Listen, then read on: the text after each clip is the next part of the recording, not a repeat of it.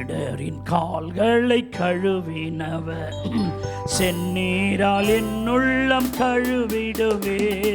சீடரின் கால்களை கழுவினவர் செந்நீரால் என் உள்ளம் கழுவிடுவே. பாரில் எனக்கு வேறென்ன வேண்டும், உயிருள்ள வரை நின் புகழ் பாட வேண்டும். பாரில் எனக்கு வேறென்ன வேண்டும், உயிருள்ள வரை நின் புகழ் பாட வேண்டும். தூயாதி தூயவரே, ஹல்லேலூயா, நான் பாடுவேன். தூயாதி, சத்தத்தை உயர்த்து, ஹல்லேலூயா, புகழை நான் பாடுவேன். பாரில் எனக்கு வேறென்ன வேண்டும், உயிருள்ள வரை நின் புகழ் பாடவே. சத்தத்தை உயர்த்து, எனக்கு நல்ல நிமிர்ந்து கையை தட்டி பாடுங்க. புகழ் பாட வேண்டும். தூயாதி தூயவரே, பால்கனியில் இருக்கிறவங்க கையை தட்டாம இருக்காதீங்க பிரதர். தூயாதி தூயவரே, அப்பதான் பக்கத்துல இருக்கிற பிரதருக்கு உற்சாகம் வரும், சகோதரிக்கு. பாடு. சீடரின் கால்களை கழுவின. சத்தத்தை உயர்த்தே, என் உள்ளம் கழுவிடுமே. சீடரின் கால்களை கழுவினவர் செந்நீரால் என் உள்ளம் கழுவிடுமே. பாரு எனக்கு வேறென்ன வேண்டும், உயிருள்ள வரை நீர் புகழ் பாட வேண்டும். பாரில் எனக்கு வேறென்ன வேண்டும், உயிருள்ள வரை புகழ் பாட வேண்டும். தூயாதே தூயவரே, புகழை நான் பாடுவேன். தூயாதே தூயவரே, உமது புகழை நான் பாடுவேன். பாரில் எனக்கு வேறென்ன வேண்டும், உயிருள்ள வரையில் புகழ் பாட வேண்டும். பாரில் எனக்கு வேறென்ன வேண்டும்,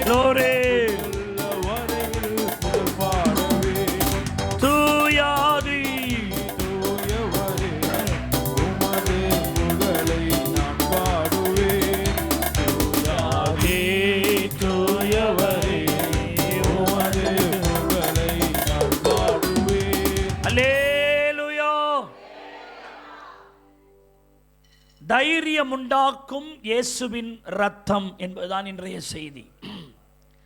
எபிரேயர் 10ஆம் அதிகாரம் 20வது வசனம் இப்படி சொல்லுது, அந்த மார்க்கத்தின் வழியாய் பிரவேசிப்பதற்கு அவருடைய இரத்தத்தினாலே நமக்கு தைரியம் உண்டாயிருக்கிறபடியால், அவருடைய இரத்தத்தினால் நமக்கு தைரியம் உண்டாயிருக்கிறது என்று பைபிள் சொல்லல, அவருடைய இரத்தத்தினாலே நமக்கு தைரியம் உண்டாயிருக்கிறது. அவர் ரத்தம் இல்லைன்னா தைரியமே இல்லை. இன்னைக்கு தைரியமா வாழறோம், சரி ஆண்டவர் நடத்துவார், ஆண்டவர் போதுமானவர் என்ற ஒரு தைரியம் என்கிற அந்த அனுபவம் நமக்கு எதனால வந்ததுன்னா ரத்தத்தினால் தான் தைரியம். அல்லேலூயா. இல்லாட்டி நீ கவலைப்பட்டிருப்போம், கலங்கி போயிருப்போம், அவ்வளோதான் என் வாழ்க்கை முடிஞ்சிரும், என் வாழ்க்கையில் இனி நன்மை வரப்போறது இல்லைன்னு சொல்லி அவிசுவாசப்பட்டு அவநம்பிக்கையில ஒருவேளை நம்முடைய காலங்கள் முடிஞ்சு கூட இருக்கலாம். ஆனால் ஒன்றும் இல்லை, ஆனால் தைரியமா இருக்கிறோம். சோதரம் நிறைய காரியங்களுக்கு தேவைகள் இருக்குது, அவசியம் இருக்குது, ஆனாலும் தைரியமா நிற்கிறோம். ஏன்னா அந்த ரத்தம் நமக்கு தைரியத்தை உண்டாக்குறது. தைரியம் இல்லாத எனக்கு to make to create the boldness, ஒரு கரேஜ், ஒரு தைரியம். தைரியம் இல்லாத எனக்கு பணத்தினால் தைரியம் இல்லை. சொந்தக்காரங்களாம் இருக்கிறாங்க, அவங்க இருக்கிறாங்க, இவங்க இருக்கிறாங்க, என்ன பார்த்துக்குவாங்க, அந்த தைரியம் இல்லை. அவருடைய ரத்தத்தினாலே நமக்கு தைரியம் உண்டாயிருக்கிறது. இந்த வார்த்தையை எத்தனை பேர் விசுவாசிக்கிறீங்க? ஆமா பாஸ்டர், அவருடைய ரத்தத்தினால் நாங்கள் தைரியமா இருக்கிறோம்னு நம்புறவங்க சத்தமா ஒரு அல்லேலூயா, சத்தமா ஒரு ஆமென், ஹல்லேலூயா. ஆனா பழைய ஏற்பாட்டு பக்தர்களுக்கு அந்த தைரியம் இல்லை. பழைய ஏற்பாட்டு பக்தர்கள் தேவனை கிட்டி சேர முடியாது. அந்த மார்க்கத்தின் வழியாய் பிரவேசிப்பதற்கு, தேவனிடத்தில் பிரவேசிப்பதற்கு அவருடைய ரத்தத்தினாலே தைரியம் உண்டாயிருக்கிறது.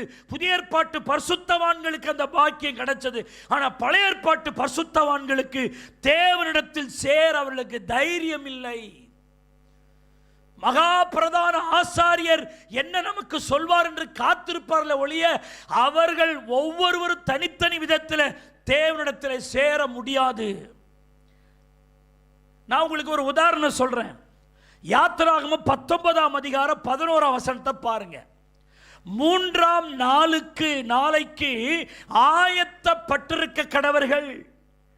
3ஆம் நாளிலே கர்த்தர் சகல ஜனங்களுக்கும் பிரத்யட்சமாய் சீனாய் மலையில இறங்குவார். இதான் செய்தி. இப்ப கர்த்தர் சீனாய் மலையிலே 3ஆம் நாளிலே இறங்க போகிறார். அதற்கு முதல் நாளிலே ஆயத்தம், 2ஆம் நாளில் ஆயத்தம், 3ஆம் நாளிலே ஆயத்தப்பட்டிருக்கும் போது கர்த்தர் சீனாய் மலையிலே வந்து இறங்குகிறார். கர்த்தர் சீனாய் மலையிலே வந்து இறங்கும் பொழுது என்ன சொல்லுகிறார்? மோசேயும் ஆரோனையும் மட்டும் 2 பேரும் மட்டும் கூடி வாங்க அப்படின்ற. ஆனால் லட்சோப லட்ச மக்கள் இருக்கிறாங்களே, அவங்க எப்படி சீனாய் மலையில் இறங்கும் போது அந்த மக்கள் எப்படி இருந்தாங்கன்றதுக்கு ஒரு 7 பாயிண்ட சொல்றேன் பாருங்க. அதை வச்சு நீங்க தெரிஞ்சுக்கலாம். இப்போ ஆண்டவர் இறங்குறார் சீனாய் மலையில. இறங்கும் பொழுது யாத்திராகமம் 19:16 சொல்லுது, பாளையத்தில் இருந்த ஜனங்கள் எல்லாரும் நடுங்கினார்கள். கவனிக்கணும், சீனாய் மலை அவளை இறங்குறாரு, ஜனங்கள் நடுங்கிட்டு நிக்கிறாங்க. யாத்திராகமம் 19:24 பாருங்க. ஆசாரியரும் ஜனங்களும் கர்த்தர் சங்காரம் பண்ணாதபடிக்கு எல்லையை கடந்து கர்த்தரிடத்தில் வராதிருக்க கடவர்கள் என்றார்கள். ஆசாரியரும் ஜனங்களும், அதுவும் அந்த மோசே ஆரோன் இந்த 2 பேரை தவிர எந்த ஆசாரியனும் ஜனங்களும் கர்த்தர் சங்காரம் பண்ணாதபடிக்கு எல்லையை கடந்து யார்கிட்ட வரக்கூடாது? கர்த்தரிடத்துல வரக்கூடாது. அதான் பழைய ஏற்பாட்டுடைய ஸ்ட்ரிக்ட். யாத்திராகமம் 19:23 பாருங்க. ஜனங்கள் சீனாய் மலையின் மேல் ஏறி வர மாட்டார்கள் என்றான். என்ன மோசே, ஜனங்கள் யார் அந்த சீனாய் மலை கிட்ட வரக்கூடாதுன்னு அவன் சொல்லியிருந்தேன். ஜனங்கள்கிட்ட சொல்லியிருந்தியா? ஆமா ஆண்டவரே, நான் ஜனங்கள்கிட்ட சொல்லிட்டேன். ஒருத்தவரும் இந்த சீனாய் மலைகிட்ட வரமாட்டாங்க ஆண்டவரே. இது மோசே கர்த்தரிடம் சொன்ன வார்த்தை. ஜனங்கள் சீனாய் மலையின் மேலே யார் என்ன செய்ய மாட்டாங்க? ஏறி வரமாட்டாங்க ஆண்டவரே. ஏன்னா கர்த்தர் அப்படி சொல்லியிருந்தார். ஒரு ஜனமும் வரக்கூடாதுப்பா, உன் பின்னாடியே பிடிச்சி நீ யாரும் வந்துடக்கூடாது, வந்தாட்ட நான் சங்காரம் பண்ணிடுவேன், உறுதியா சொல்லிடு, எச்சரித்து சொல்றார். மோசே ஜனங்கள்கிட்ட சொல்லிட்டாரு. இப்போ மோசே அதை கன்ஃபார்ம் மென்ஷன் பண்றார் ஆண்டவர்கிட்ட, யாரும் வரமாட்டாங்க ஆண்டவரே. யாத்திராகமம் 20:18 பாருங்க. ஆண்டவர் சீனாய் மலையில் இறங்கும் போது ஜனங்கள் பின்னுக்கு வராங்க, பின்வாங்கினார்கள். யாரும் முன்னாடி போல. எப்படி நிற்கிறாங்க? பின்னாடி எவ்வளவு தூரம் வர முடியுமோ அது வாங்குறாங்க அந்த மலையில் அவர் இறங்கும் பொழுது. யாத்திராகமம் 20:21 பாருங்க. ஜனங்கள் எல்லாரும் தூரத்திலேயே நின்றார்கள். இந்த வார்த்தையெல்லாம் நீங்க வீட்டில் போய் நல்லா ஆராய்ஞ்சு பாருங்க. இன்னைக்கு புதிய ஏற்பாட்டு பரிசுத்தவான்கள் எவ்வளவு பாக்கியம் பெற்றிருக்கிறோன்னு பார்க்கணும். பழைய ஏற்பாட்டில் ஒருத்தர் கிட்டலாம் போக முடியாது. ஜனங்கள் தூரத்திலே நின்றார்கள். யாத்திராகமம் 19:13 பாருங்கள். ஒரு கையும் அதை தொடலாகாது. மலையை ஒருத்தவனும் தொடக்கூட கூடாது. எந்த சீனாய் மலையில கர்த்தர் இறங்குறாரோ அந்த சீனாய் மலையில் ஒருவனுடைய கையும் கூட படக்கூடாது. எவ்வளவு ஸ்ட்ரிக்ட் பாருங்க. மலை அடிவாரத்தில் கிட்ட அந்த மலையை அந்த ஆண்டவர் இறங்குறாரு, அந்த மலையாச்சு தொடுவோன்னா தொட முடியாது. யாத்திராகமம் 20:19 பாருங்க. தேவன் எங்களோடு பேசாதிருப்பாராக. இப்ப நம்ம ஆண்டவரே பேசுன்றோம். ஆனா ஜனங்கள் சொல்றாங்க, மோசே நீ வேணாலும் எங்களோடு பேசு, தேவன் எங்களோடு என்ன செய்ய வேண்டாம், பேசாதிருப்பாராக. பேசினால் நாங்கள் செத்து போவோம். இதான் அன்றைக்கு ஜனங்களுக்கும் தேவனுக்கும் இருந்த இடைவேளை.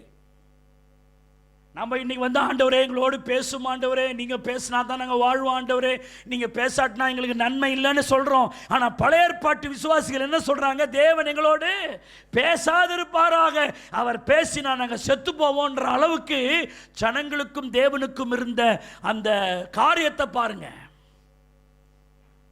ஆனால் அப்படிப்பட்ட நிலைமையிலே தான் பழைய ஏற்பாட்டு பரிசுத்தவான்கள் இருந்தாங்க. ஆசரிப்பு கூடாரத்தில் முக்கியமான பகுதி மகா பரிசுத்த ஸ்தலம். அந்த மகா பரிசுத்த ஸ்தலத்தில் ஆசாரியன் கூட போக முடியாது. பிரதான ஆசாரியன் மட்டும்தான் உள்ளே செல்வதற்கு புதிதாய் அடிக்கப்பட்ட ஆட்டுக்குட்டியின் இரத்தத்தோடு, புதிதாய் அடிக்கப்பட்ட ஆட்டுக்குட்டியின் இரத்தத்தோடு அந்த மகா பிரதான ஆசாரியனும் பரிசுத்தப்படுத்திக் கொண்டு, தூய்மைப்படுத்திக் கொண்டு, அது வருஷத்துக்கு ஒரு முறை, அதுவும் அவன் பேரிலே சீட்டு விழுந்தாதான் உள்ள போக முடியும். அந்த ஆசாரியன் கூட இந்த மகா பரிசுத்த ஸ்தலத்தில் போகும்போது ஒரு பெரிய செயினை கட்டி சோத்திரிக்கிற பிரகாரம் வரைக்கும் அந்த செயின் இருக்கும். ஏனென்றால் அவனுக்குள்ளே ஏதாயினும் ஒரு அசுத்தம் ஆகிவிட்டால், கர்த்தர் அடித்தால் அந்த பிணத்தை கூட உள்ளே போய் எடுத்துக்கொண்டு வர முடியாது. செயின் பிடிச்சி இழுத்துருவாங்க அந்த பிணத்தை. அவ்வளவு கர்த்தர் இறங்கி வருகிற அந்த கிருபாசனத்தில், அந்த கேருபீன்கள் மத்தியிலே செக்கன மகிமையோடு அவர் இறங்கும் பொழுது அவ்வளவு பயம். அந்த பிரதான ஆசாரியர் வருஷத்துக்கு ஒரு முறை ஆட்டுக்குட்டியின் ரத்தத்தோடு கூட உள்ள போவார். வருஷத்துக்கு ஒரு முறை தான் அவரால் கூட அப்படி போக முடியும். ஆனால் புதிய ஏற்பாட்டு விசுவாசிகளாகிய நாம ஆட்டுக்குட்டியின் ரத்தம் அல்ல, இயேசு கிறிஸ்துவின் ரத்தத்தினால் எந்த நிமிடமும், எந்த வினாடியும், எந்த மணி பொழுதும், எந்த நேரமும் கர்த்தரிடத்திலே கிட்டி சேருகிற ஒரு பெரிய பாக்கியத்தையும், ஒரு பெரிய ஸ்லாக்கியத்தையும் நாம் பெற்றிருக்கிற நாம் எவ்வளவு பாக்கியவான்கள்! ஹல்லேலூயா! நாம் ஒருவருக்கும் அவர் தூரமானவர் அல்ல. பாஸ்டருக்கு மட்டும்தான் அல்ல, ஒரு சின்ன பிள்ளை கூட தேவனிடத்தில் கிட்டி சேரக்கூடிய அளவிற்கு இயேசு கிறிஸ்துவினுடைய இரத்தத்தினாலே நமக்கு தைரியம் உண்டாயிருக்கிறது. இன்னைக்கு இயேசுவை என்ன சொல்லி கூப்பிடுகிற? அப்பா, பிதாவே என்று கூப்பிட பண்ணுகிற புத்திர சுவிகார ஆவிய கத்த தந்திருக்கிறார். ஆமென் சொல்லுங்க. ஹல்லேலூயா! அதனால ஏன் அந்த ரத்தம் வெளிப்படுத்தல் 5:6 சொல்லுகிறது, அப்பொழுது இதோ அடிக்கப்பட்ட வண்ணமாயிருக்கிற ஒரு ஆட்டுக்குட்டி சிங்காசனத்தின் மத்தியில் நிற்க கண்டேன். தேவனுடைய பிள்ளையே, நாம் இன்றைக்கு எந்நேரமும் எந்த நிமிடமானாலும் இயேசுவிடத்தில் இன்றைக்கு சேர்கிற அந்த தைரியம் எதனால இருக்குன்னா, அவருடைய ரத்தம் இன்னமும் சிந்திக்கிட்டே இருக்குது. அவர் அடிக்கப்பட்ட வண்ணமாய் இருக்கிறார். இன்னும் அவருடைய பாவங்கள் மன்னிக்கப்படுகிறது, சாபங்களை மன்னிக்கிறார். அவருடைய ரத்தம் இன்னும் சிந்திக் கொண்டிருக்கிறது. அவருடைய ரத்தம் நமக்காக வடிந்து கொண்டிருக்கிறது. இந்த ஆராதனையிலே கைத்தட்டி ஸ்தோத்தரிக்கிற உன்னுடைய வாழ்க்கையில இந்த நிமிடம் கூட, இந்த வினாடி கூட கர்த்தருடைய ரத்தம் சிந்தப்படுகிறது. அடிக்கப்பட்ட வண்ணமாய் இருக்கிற ஆட்டுக்குட்டியானவர் நம்முடைய ஆராதனையின் நடுவிலே, மத்தியிலே அவர் நமக்காய் அசைவாடுகிறார். ஹல்லேலூயா! ஹல்லேலூயா! தேவனுடைய பிள்ளைகளே, ரத்தத்தின் ஆசீர்வாதம், கர்த்தருடைய வருகை மட்டும் நமக்கு கிருபையாய் கிடைத்து கொண்டே இருக்கிறது. ஹல்லேலூயா! இப்பெல்லாம் பிச்சைக்காரங்களாம் அவ்வளவா வீட்டுக்கெல்லாம் வர்றதில்லை. அதுக்கு முன்னாடிலாம் சோத்திருக்கிறோம், அது ரொம்ப இயல்பாக இருக்கும். அம்மா தாயே பிச்சை போடுமா, பழைய சோறு சாம்பார் கீம்பார் என்ன இருக்கோ, சிலவங்க அன்னைக்கு வடித்ததை போடுவாங்க, சிலது இருக்கிறத போடுவாங்க. அதுக்குன்னே சோத்திரம் குண்டான எடுத்துகிட்டு வருவாங்க. சோத்திருக்கிறோம், சிலவங்க காசு ஏதாவது போடுவாங்க, போடுற காசை வாங்கிட்டு போவாங்க. அப்போ வீட்டுக்கு வெளியில் இருக்கிறவன் அம்மான்னு தான் கூப்பிடுறான். வீட்டுக்குள்ள இருக்கிற பொம்பளையால அந்த அம்மாவும் வந்து சோறு போடும். ஆனா அந்த அம்மா பெத்த பிள்ளை இருக்க, அதுவும் அம்மான்னு தான் கூப்பிடுது. வீட்டுக்கு வெளியில இல்ல, அந்த அம்மாவின் மடியிலே உட்கார்ந்து அந்த அம்மா கிட்ட இருந்து காசை வாங்கின்னு போகுது. ஆனா இன்னொரு உறவு அம்மான்னு தான் கூப்பிடுது. ஆனா வீட்டுக்கு வெளியில கையேந்திக்கிட்டு அம்மா தாய் ஏதாவது பிச்சை போடுறது, அவங்களா பார்த்து ஏதாவது பிச்சையை போடுவாங்க. ஆனா அந்த வீட்டில் இருக்கிற பிள்ளை அம்மான்னு தான் கூப்பிடுது. ஆனா அம்மான்னு கூப்பிடுறது மட்டுமல்ல, அம்மா மடியில் உட்காந்து அம்மா கிட்ட இருக்கிற பரிசை அங்கிருந்து எடுத்துட்டு போகுது. ஏன்னா வெளியில இருக்கிற உறவு ரத்த சம்பந்த உறவு அல்ல, ஆனா இந்த உறவு ரத்த சம்பந்தமான உறவு. ஹல்லேலூயா. பழைய ஏற்பாட்டு பரிசுத்தவான்களுக்கு ரத்த சம்பந்தமான உறவு இல்லை, ஆனா உங்களுக்கு எனக்கும் இயேசு கிறிஸ்துவுக்கும் நமக்கும் ரத்த சம்பந்தமான உறவா இருக்கிறது.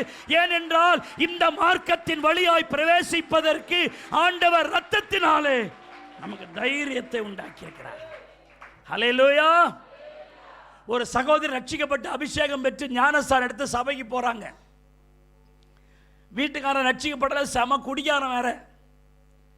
இந்த அம்மா சனிக்கிழமையான காத்திருப்பு கூட்டத்துக்கு போவோம்.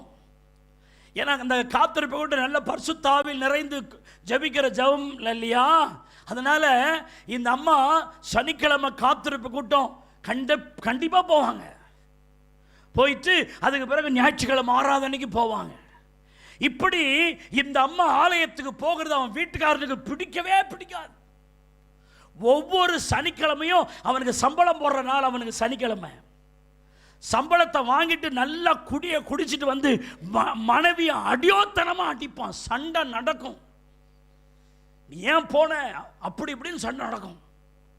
இந்த அம்மா அந்த உதயம் வாங்கிக்கின்னு ஆலயத்துக்கு மட்டும் போகாம இருக்காது. அபிஷேகம் பெற்ற சகோதரி அல்லவா, ரட்சிக்கப்பட்ட சகோதரி அல்லவா, அந்த அபிஷேகம் ஆலயத்துக்கு போக விடாம அது தடுக்காது. அந்த அபிஷேகமே கூட்டிட்டு போகும். நிறைய நேரம் பாருங்க, இந்த உபத்திரவத்தில் இருக்கிற ஆட்களுக்கு தான் தேவனுடைய அந்த ருசி தெரியும். இந்த மாதிரி உபத்திரவமே இல்லை, ஒன்றும் கஷ்டம் இல்லை, அவங்களுக்கெல்லாம் நாங்கள் புனல் வச்சு ஊதனா கூட தெரியாது சபையினுடைய அருமை. பசித்தவனுக்குத்தான் சோத்தினுடைய அருமை தெரியும். அந்த வாஞ்ச இருதயத்தில் விருப்பம், வாஞ்ச தாகம். இந்த புளியாப்பக்காரனுக்கு நீங்க எம்மா பிரியாணி வச்சாலும் அவனுக்கு தின்ன முடியாதுங்க. அவனுக்கு ஏற்கனவே தின்னதே செரிக்கல. அவன் ஏப்பம் விட முடியாம கஷ்டப்பட்டுக்கிட்டு இருக்கான். அவனுக்கு சோத்தை போட்ட அவன் எப்படி தின்னுவான்? ஆனா ஆண்டவர் சொல்றாரு, நீதியின் மேல் பசி தாகமும் உனக்கு இருக்கணும்ன்றார். இந்த அம்மாவுக்கு அவ்வளோ உபத்திரவம் இருந்தாலும் அது ஓடு சபைக்கு. சோத்திரம்.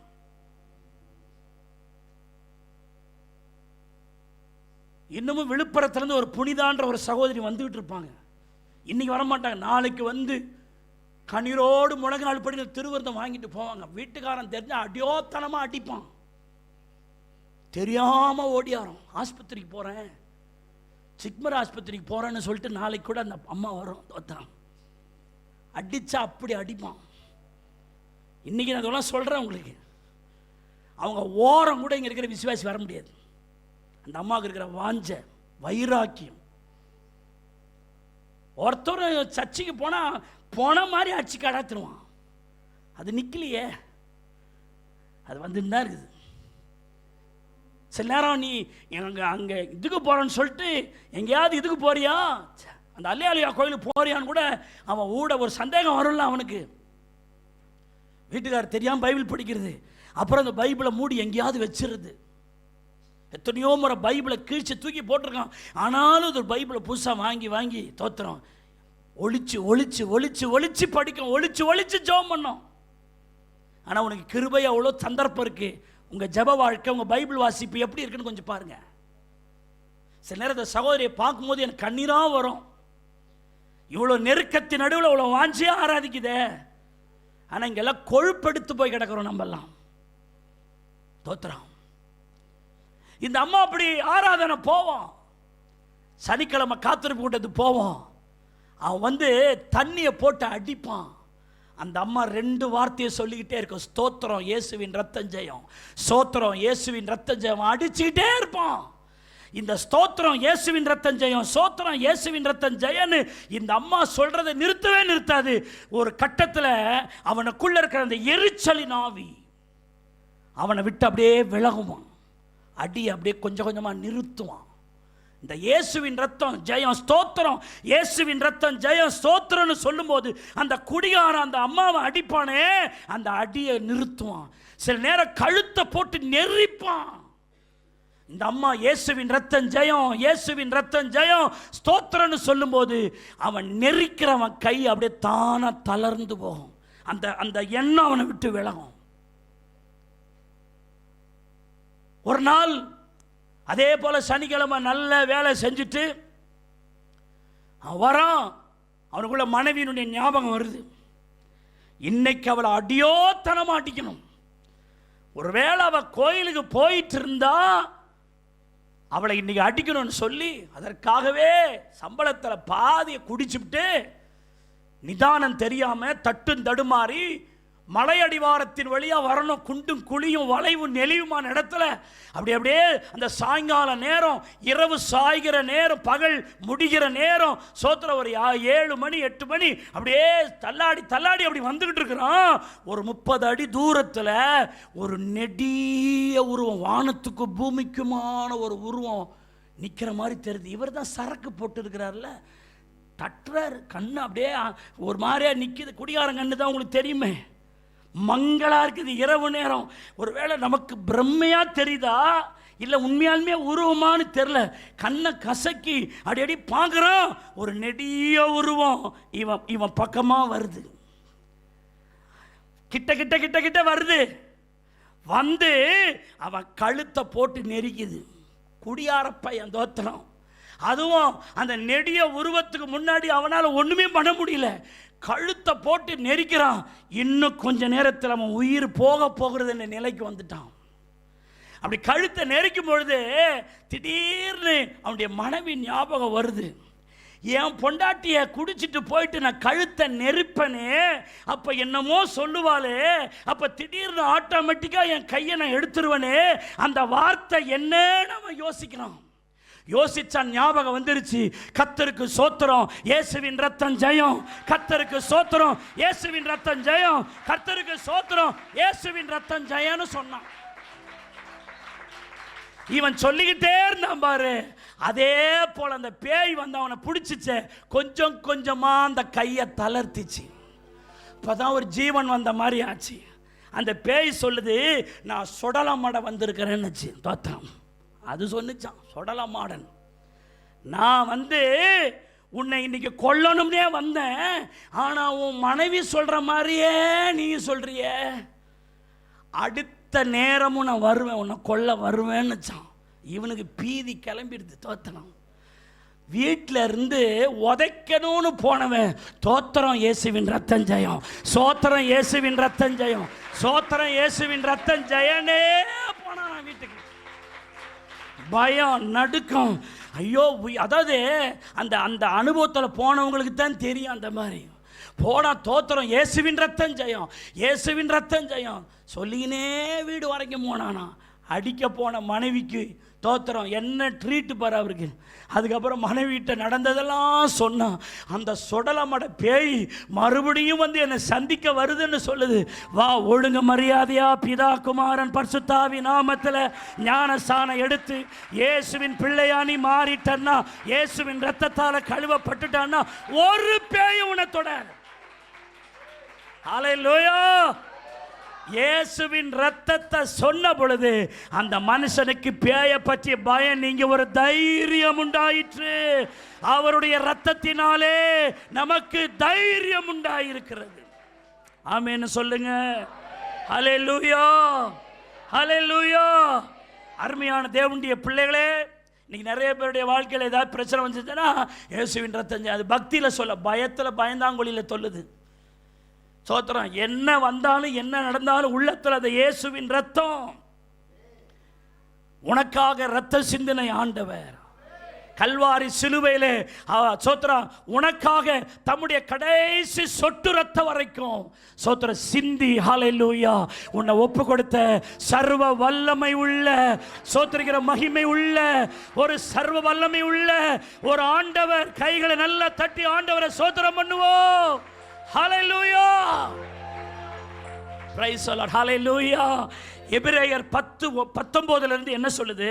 ஆகையால் சகோதரரே, நாம் பரிசுத்த ஸ்தலத்தில் பிரவேசிப்பதற்கு இயேசுவானவர் தமது மாம்சமாகிய திரையின் வழியாய் புதிதும் ஜீவனுமான மார்க்கத்தை நமக்கு உண்டு பண்ணினார். நமக்காக தம்முடைய சரீரத்தை கிழிக்க ஒப்பு கொடுத்தார்.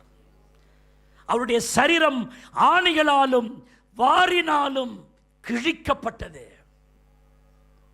ஹல்லேலூயா, ஸ்தோத்திரம். அதுவரைக்கும் எந்த மனிதனும் தேவனிடத்தில் போக முடியாத வழி, அடைபட்ட வழியா இருந்துச்சு.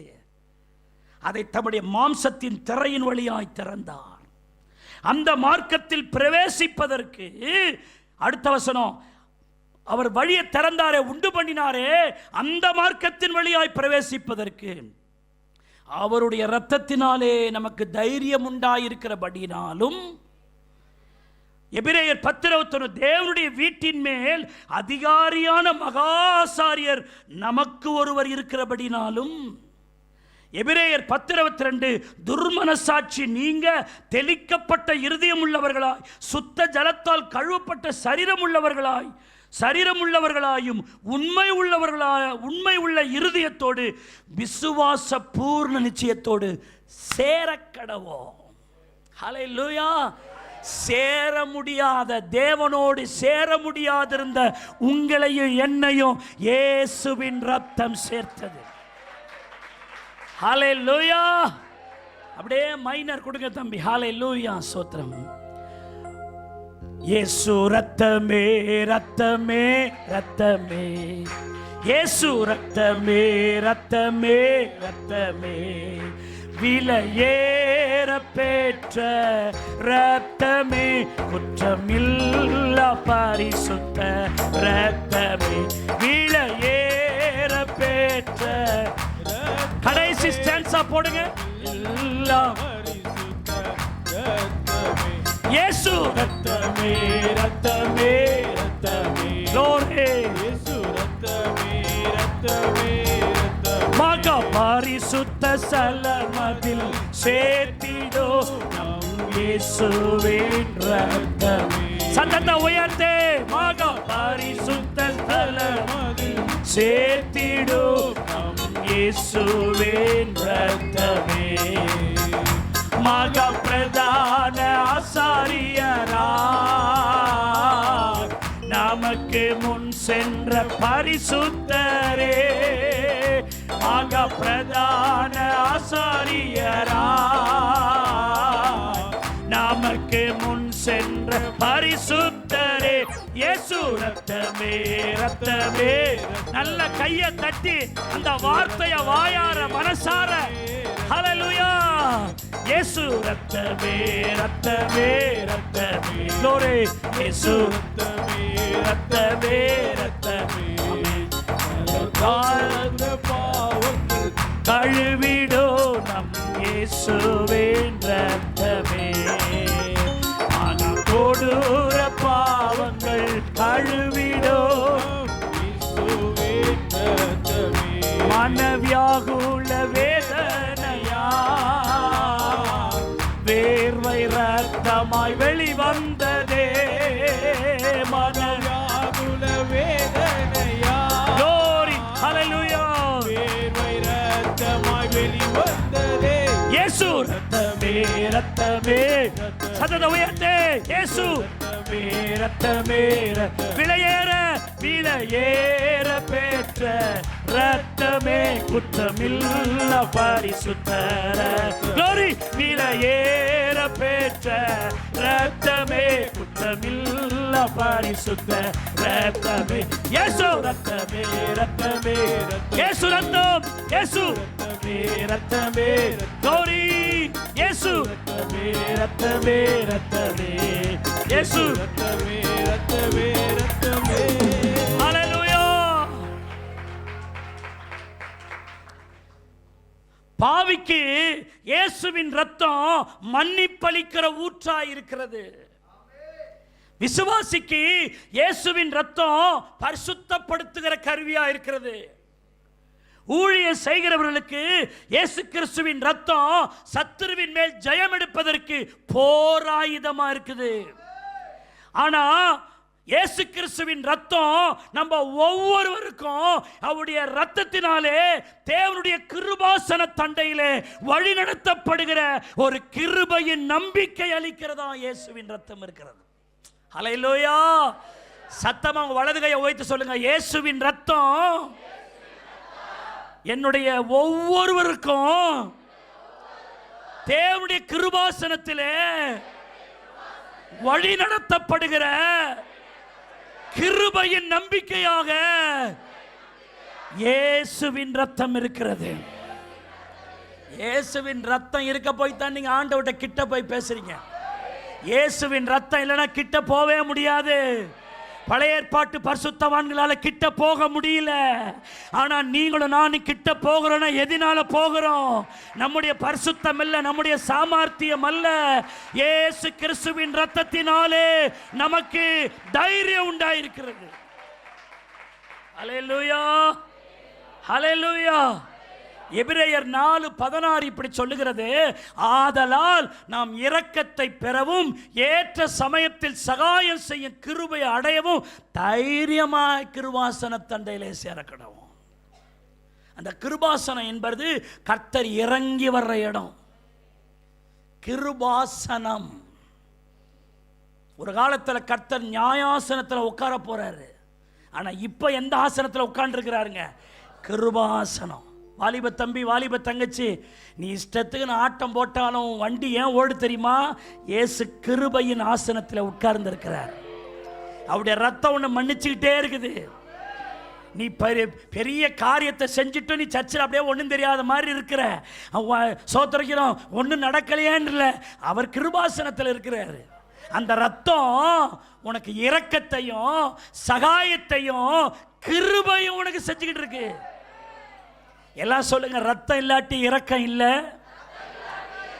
இயேசுவின் ரத்தம் இல்லைன்னா சகாயம் இல்லை, இயேசுவின் ரத்தம் இல்லைன்னா கிருபையே இல்லை, இயேசுவின் ரத்தம் இல்லைன்னா கிருபாசன தண்டையிலே நான் சேரவே முடியாது. என்ன தைரியத்தை கொடுத்திருக்கிறாரு? சோத்திருக்கிறோம். இரக்கத்தை பெறவும் சகாயம் செய்யும் கிருபையை அடையவும் தைரியமாய் கிருபாசனத்தில். ஹல்லேலூயா. எபிரேயர் 13:6 சொல்லுகிறது, அதனாலே நாம் தைரியம் கொண்டு. அதை எப்படி சொல்ல? ரத்தத்தினாலே நான் என்ன கொண்டு? தைரியம் கொண்டு. கர்த்தர் எனக்கு சகாயம். எவ்வளவு தைரியம் பத்திங்களா? பழைய ஏற்பாட்டு பரிசுத்தவான்கள் இப்படி சொல்ல முடியுமா? கர்த்தர் எனக்கு சகாயர், அந்த பேரை கூட சொல்ல முடியாது. ஆனா கர்த்தர் எனக்கு சகாயர் எதனால சொல்லுகிறோம்? தேவனுடைய ரத்தத்தினால் உண்டாகிற தைரியத்தில் சொல்லுகிறோம். ஆமென்னு சொல்லுங்க. ஹல்லேலூயா. அருமையானவர்களே, முதல் ராபோஜனம் நடக்குது. நல்லா கொஞ்சம் கவனிங்க, இது வெளிப்பாட்டு செய்தி. முதல் ராபோஜனம் நடக்குது. ஆண்டவர் அப்பத்தை எடுத்து அதை ஆசீர்வதித்து ஸ்தோத்திரம் பண்ணி, இது உங்களுக்காக பிற்கப்படுகிற என் சரீரம்னு ஒவ்வொருத்தருக்காக கொடுக்கிறார். 12 பேர் உட்கார்ந்து இருக்கிறாங்க. அதுக்கு பிறகு ஒரு பாத்திரத்தை எடுத்து திராட்சை ரசத்தினால் சோத்திரிக்கிற செய்யப்பட்ட அந்த ரசத்தை அந்த சீசனுக்கு முன்னாடி எடுத்து சொல்லுகிறார், இது உங்க பார்வைக்கு திராட்சை ரசமா தெரியலாம், ஆனா இது உங்களுக்காக சிந்தப்படுகிற என் ரத்தம், அநேகருடைய பாவ மன்னிப்புக்காக புது உடன்படிக்கையிற்குள்ள நீங்கள் வரும்படி உங்களுக்காக சிந்தப்படுகிற மை பிளட், என்னுடைய ரத்தம். ஒவ்வொருத்தருக்கும் அப்படி கொடுக்கிறார். தேவனுடைய சரத்தை வாங்கினாங்க. ஆண்டவருடைய ரத்தத்தை புசிச்ச உடனே யோவானுக்கு எங்கிருந்து அந்த தைரியம் வந்துச்சோ தெரியல, இயேசுவின் மார்பிலேயே சாயிர. கையை தட்டி கர்த்தரை ஸ்தோத்திரம் பண்ணுங்க. நான் வசனத்தை அப்படிதான் தியானிக்கிறேன். இதுக்கு முன்னாடி வரைக்கும் இயேசுவின் மார்பில் சாய்கிற அனுபவத்தை பைபிள் சொல்லவே இல்லை எங்கேயும். ஆண்டவர்கிட்ட கூட இருக்கிறாங்க, போறாங்க, சோத்திரம் இப்படித்தான் இருக்கு. ஆனா மார்பிலே சாய்கிற ஒரு சோத்திரிக்கிறோம் கிட்டி சேருகிற அனுபவம் எங்க வந்துச்சுன்னா, அந்த ராபோஜனத்தில் அவருடைய சரீரத்தை புசித்த பொழுது, அவருடைய ரத்தத்தை புசித்த போது யோவானுக்கு மார்பிலே அது யோவானுடைய ட்ரேட் மார்க்காவே ஆயிடுச்சு. இந்த சம்பவம் எப்பயோ நடந்த பிறகு ஆண்டவர் உயிர்த்தெழுந்த, அந்த சம்பவம்லாம் நடந்து உயிர்த்தெழுந்த பிறகு சோத்திருக்கிற யோவான் 21:20 பாருங்க.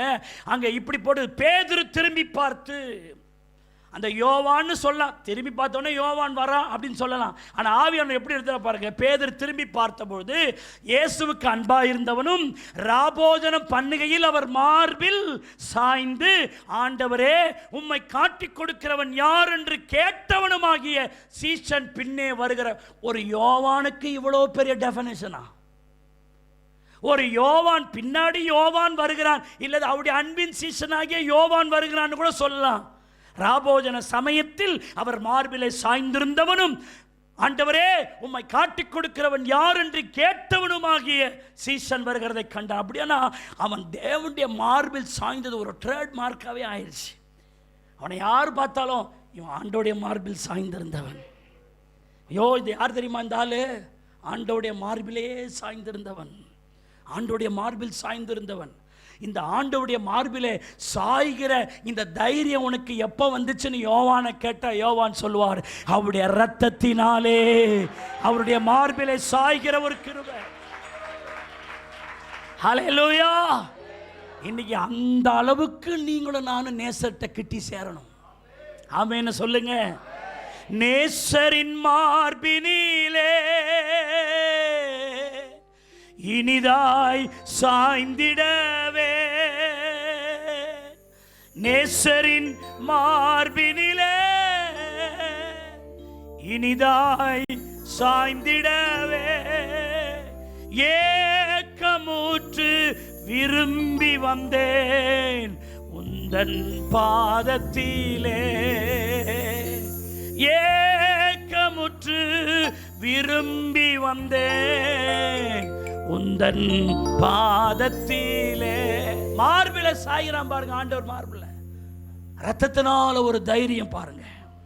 அருமையான தேவனுடைய பிள்ளைகளே, அது மாத்திரமல்ல, இயேசு கிறிஸ்துவின் சிலுவையிலே ரத்தம் பாய்ந்தோடுகிற அந்த இடத்துல யோவான் 19:26 இப்படி சொல்லுகிறது. யோவானை பற்றி நான் பேசுகிறேன். இயேசு தம்முடைய அருகே நின்ற தமக்கு அன்பாயிருந்த சீஷனை கண்டார். ஆண்டவருடைய மார்பிலே சாய்ந்திருந்தவன் மட்டுமல்ல, அந்த வழிந்தோடுகிற ரத்தம் கால்களின் வழியாய், கைகளின் வழியாய், விழாவின் வழியாய், தலையிலிருந்து, சரீரத்திலிருந்து அந்த ரத்தம் அப்படியே பாய்ந்து போகுதே. அந்த ரத்தத்தின் புண்ணியத்தினாலே யோவான் கிட்ட போய் நிற்கிறான். தூரத்திலே அல்ல. ஒரு கூட்டம், சம் ஆஃப் பீப்புள் தூரத்திலே நின்று அந்த காட்சியை கண்டார்கள் என்று பைபிள் நமக்கு சொல்லுகிறது. ஆனால் யோவான் தூரத்திலே அல்ல, அந்த இரத்தத்தினாலே அவருக்கு சமீபமாய் நின்றான். யார் கர்த்தருடைய கண்ணி யார் மேல விழுந்தறியுமா? தூரத்தில் இருக்கிறவர்கள் மேல் அல்ல, தமக்கு பக்கத்தில் இருக்கிறவர்கள் மேல் கர்த்தருடைய கண்கள் விழும். சகோதரனே, சகோதரியே, உன் குடும்பத்தின் மேல் கர்த்தருடைய கண் விழ வேண்டுமானால், சகோதரியே, வாலிப தம்பி, வாலிப தங்கச்சி, ஆண்டவர் உன்னை நோக்கி பார்க்க வேண்டுமானால் தூரமா நிற்காத. சர்ச்சில் வந்தாலும் கூட தூரமா நின்றுட்டு அப்படியே போயிடுவோம். தேவனை கிட்டி சேருவோம், பாட்டு வழியா, ஆராதனை வழியா கிட்ட போவோம், நியர் த கிராஸ் போவோம். இல்ல, அப்படியே வந்துட்டு அப்படியே ஓடுறது. ஓடாத தம்பி. ஏசுனார் கிட்ட நீ எவ்வளவு கிட்ட கிட்ட வரையோ அப்பதான் ஆசீர்வாதம். நீ தூரமா நிக்காத. ஒருவேளை இடம் இல்லாம பின்னாடி உட்கார்றத பத்தி நான் பேசல. உன் இருதயத்துல இயேசுவுக்கு நீ கிட்ட வந்துடணும். நீ ஆண்டவர் கிட்ட வரணும். நீ கையை தட்டி அல்லேலூயா சொல்லி துதித்து ஸ்தோத்திரம் பண்ணி அந்த ஆண்டவரை வாயார புகழ்ந்து மனசார அவர் கிட்ட வா. உன் வாஞ்சை விரும்புகிற கர்த்தர் உன் கிட்ட வருவாரு. இதோ வாசற்படி நின்று நான் கதவை தட்டுகிறேன். ஒருவன் என் சத்தத்தை கேட்டு கதவை திறந்தால் நான் அவனிடத்தில் பிரவேசித்து அவனோடு போஜனம் பண்ணுவேன், அவனை என்னோடு போஜனம் பண்ணுவான். ஹல்லேலூயா. இன்னும் கிட்ட கிட்ட சேர்த்து கொள்ளும் பாடுபாட்ட நாயகா. இன்னும் கிட்ட கிட்ட சேர்த்து கொள்ளுமே ஜீவன் தந்த ராஜ. கையை உயர்த்தே.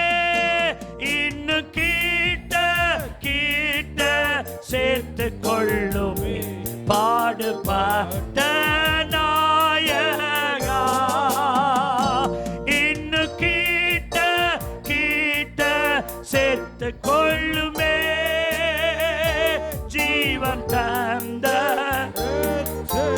சத்தத்தை உயர்த்தி இன்னொரு முறை, இன்னும் கிட்ட கிட்ட சேர்த்து கொள்ளுமே பாடுபட்ட நாயகா.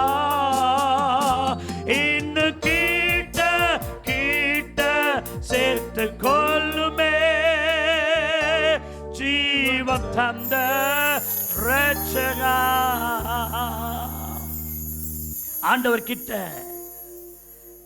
எல்லாரும் தூரமா நிற்கும் பொழுது அந்த ரத்தம் அவனை கிட்ட கொண்டு வருது. யோவான் 21:4 யோவானுடைய இன்னொரு அனுபவத்தை பாருங்க. வெடியற் காலமான பொழுது இயேசு கரையிலே நிற்கிறார். உயிர்த்தெழுந்த பின்பு நடக்கிற சம்பவம். அவரை இயேசு என்று சீஷர்கள் அறியாதிருந்தார்கள். They could not. அவங்களால அறிய முடியல. இவர் இயேசுன்னு தெரியல, யாரோ மாதிரி பார்க்குறாங்க. ஆனால் அவர் இயேசுன்னு யார் கண்டுபிடிச்சா தெரியுமா? 7ஆம் வசனம் சொல்லுது, இயேசுவுக்கு அன்பாயிருந்த சீஷன் பேதுருவை பார்த்தே அவர் கர்த்தர். கையை தட்டி கர்த்தரை ஸ்தோத்திரம் பண்ணுங்க. யாரோ ஒருவர் அல்ல இவர். நமக்காய் ரத்த சிந்தின, நமக்காய் உயிர்த்தெழுந்து வந்த சர்வ வல்லமை உள்ளவர் இவர். மற்றவனுக்கெல்லாம் தெரியல, இவனுக்கு மட்டும் ஏன் தெரியுதுன்னா இவன் தான் ரொம்ப கிட்ட போன ஆளு. அவருடைய காரியம் எல்லாம் அவனுக்கு அத்துப்படி. மற்றவங்களுக்கு இயேசுவை தெரில, ஆனால் இவனுக்கு மட்டும் இயேசு தெரிறாரு பாருங்க. சில ஆட்கள் பாருங்க, சர்ச்சுக்கு வரும், பல வருஷமாக வரும், ஒன்றும் தெரியல, சத்தியம் தெரில, ஆண்டோடைய வார்த்தை தெரில, மகத்துவம் தெரில. ஏன்னா சர்ச்சுக்கு வந்து சபையிலே ஒழுங்காக பிரசங்கம் கேட்கல. அது இங்கே வந்து கூட பல சிந்தனைகளை உக்காஞ்சிக்கிட்டே இருக்குது. தேவ சமூகத்தில் வரும்போது கர்த்தர் வசனம் வார்த்தைன்னு அது உள்ளே போனால் தானே தெரிய வரும். சத்தியம் அறியாதவனை பிசாசு ஏமாத்திடுவான். தேவனை அறியத்தான் உனக்கு விடுதலை. தேவனை தெரியலனா உனக்கு விடுதலை இல்லை. சத்தியத்தை அறியுங்கள், சத்தியமே உங்களை விடுதலையாக்கும். அல்லேலூயா. அதுதான் பவுல் சொல்லுகிறார், அவரை அறிகிற அறிவின் மேன்மைக்காக எல்லாவற்றின் நஷ்டமும் குப்பையும் என்று எண்ணுகிறேன். நீ அறிய வேண்டும்னா அவர் கிட்ட கிட்ட வந்தாதான் நீ அவரை அறிய முடியும். தூரமானா இயேசு தெரியாது. ஹல்லேலூயா, ஹல்லேலூயா, ஹல்லேலூயா. அவரை அறியணும், நீ சோத்திருக்கிறோம். ஆமென்னு சொல்லுங்க. ஹல்லேலூயா. Praise the Lord. ஷிபந்தனா துரபல பரபா. நன்றி ஆண்டவரே, நன்றி இயேசுவே. ஸ்தோத்திரம். இன்னும் உம்மை அறியணுமே, இன்னும் உம்மை அறியணுமே, இன்னும் கிட்டி சேரணும். தெரிஞ்ச பாட்டு தானே? இன்னும் கிட்டி சேரணுமே. பிரசன்ன பிரசன்ன தேவ பிரசன்ன. ஆஹா பிரசன்ன. ஓ ஹல்லேலூயா. இன்னும் உம்மை அறியணுமே, இன்னும் உம்மை அறியணுமே, இன்னும் பாடுங்க பாடுங்க. அறியணுமே, இன்னும் கிட்டி சேரணுமே, இன்னும் கிட்டி சேரணுமே. பிரசன்ன பிரசன்ன glory. ஆஹா பிரசன்ன glory.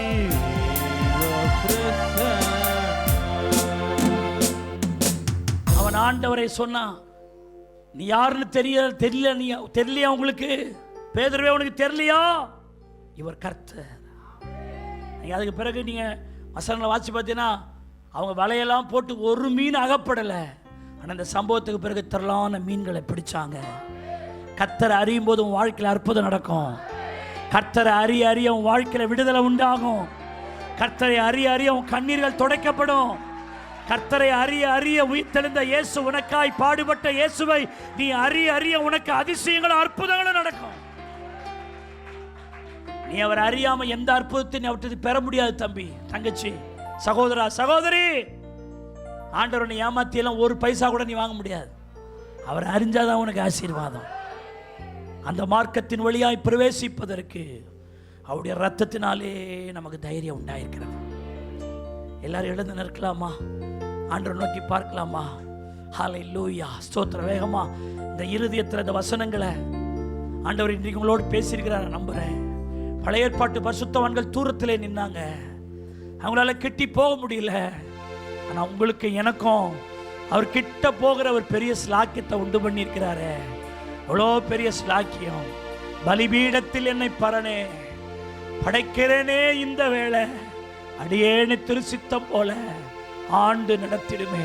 எல்லாருக்கும் தெரிந்த பாடல் தானே. ஒரு சப்மிட் பண்ணி நம்ம ஆண்டவருடைய சமூகத்தில் அர்ப்பணித்து கண்ணீரோடு பாடுங்க. ஆண்டவரே, பழைய ஏற்பாட்டு பரிசுத்தவான்ல பாருங்க, மோசேவுக்கு இந்த பாக்கியம் இல்லை, எலியாவுக்கு இந்த பாக்கியம் இல்லை, எலிசாவுக்கு இந்த பாக்கியம் இல்லை. தேவனுடைய ரத்தத்தின் ஆசீர்வாதம் அவங்களுக்கெல்லாம் இல்லை. ஆனால் அவர் ரத்தம் சிந்தப்படுவார் என்று எல்லாரும் சொன்னாங்க. ஆனால் அந்த ரத்தத்தின் ஆசீர்வாதம் நமக்கு தான். எவ்வளோ பெரிய பாக்கியம், எவ்வளோ பெரிய இரக்கம் அது. ஹல்லேலூயா. உனக்கு அது சந்தோஷமா இல்லையா?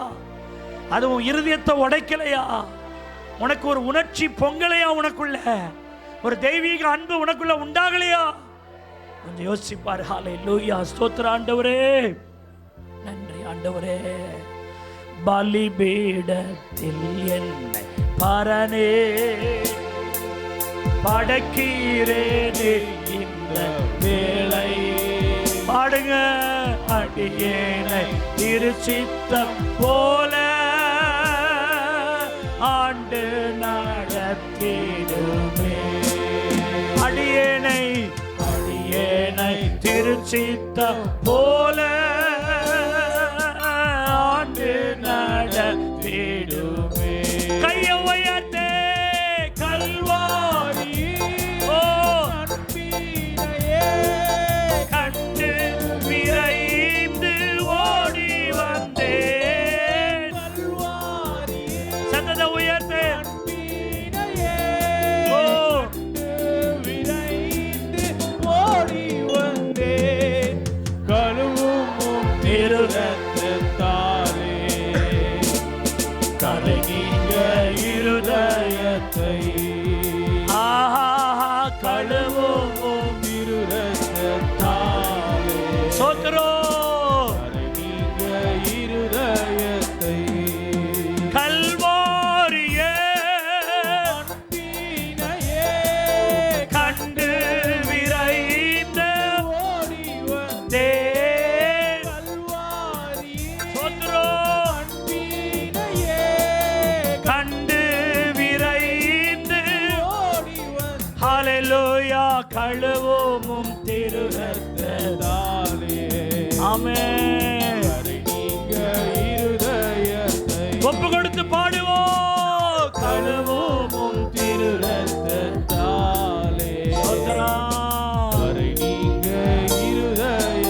ஆவியோடாத்மா சரீர அன்பரே உமக்கென்றும் தந்தே ஆலயமாக்கி ஆலயமாக்கியே இப்போ ஆசீர்வதித்தருளோ. சத்தத்தை உயர்த்தி பாடுங்க. ஆவியோட ஆத்மா, ஆவியோட ஆத்மா சரீர அன்பரே உமக்கென்றும் தந்தே ஆலயமாக்கி ஆலயமாக்கியே இப்போ ஆசீர்வதித்தருளோ. கையை உயர்த்தி கல்வாரி கண்டு விரைந்த ஹல்லேலூயா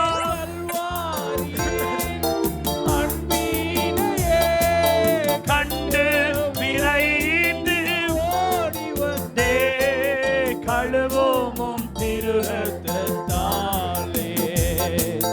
கரை நீங்க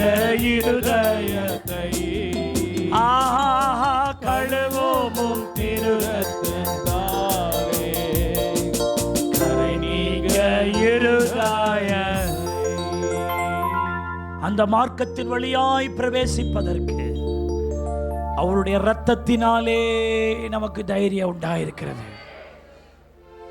அந்த இரத்தம் எப்படி வந்துச்சு? நமக்காய் கல்வாரியிலே ஆணிகள் கடாவப்பட்டவராய், வாரடிப்பட்டவராய், முள் கிரீடத்தை ஏற்றுக்கொண்டவராய், எல்லா இடத்திலும் ரத்தம் வடிந்து ஓடுகிறது. எவ்வளவு வேதனை உனக்காய் சகித்தார். உன்னை தேவனோடு ஒப்புரவாக்க, அவரோடு உன்னை கிட்டி சேர்க்கிறதற்கு அவர் எவ்வளவு பண்ணியிருக்கிறார் பாருங்க. அது தேவனுடைய மகா பெரிய கிருபை அல்லவா? தேவனுடைய மகா பெரிய இரக்கம் அல்லவா?